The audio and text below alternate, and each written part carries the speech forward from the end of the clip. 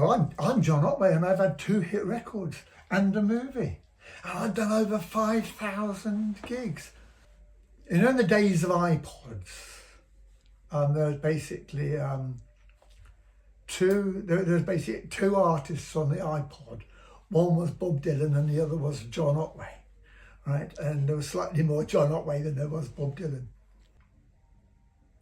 Oh, what, you mean something like the £10,000 I've got hidden behind the oven at my house in Granville Road in London?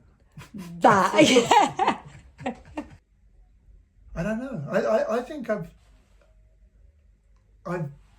one of those people, I think, that indulges myself with whatever I fancy with and not manage to feel guilty about it.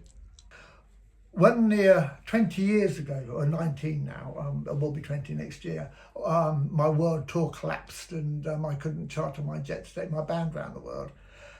I decided that next year I would take my band around the world. It's costing an absolute fortune. We're doing London, Canada, New Zealand, Australia and Japan, and recording an album as we go round.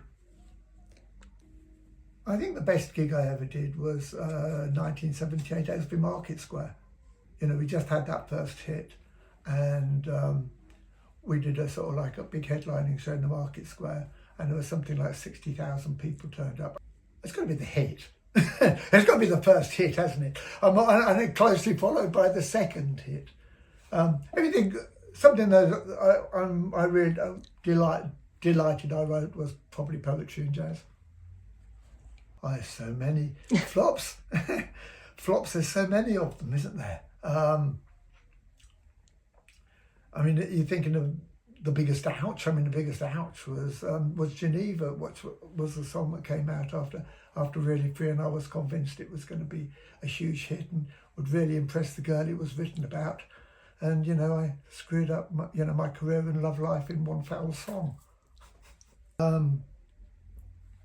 One where the lyric gods have visited the most, really.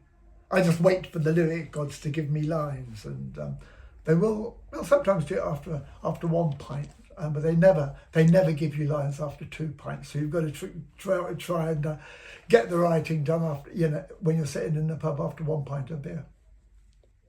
I mean, I think in a way that, my mum always thought that I'd have to get a proper job. And I think I'm most proud of the fact that when I gave up my last job, I haven't done a sensible day's work.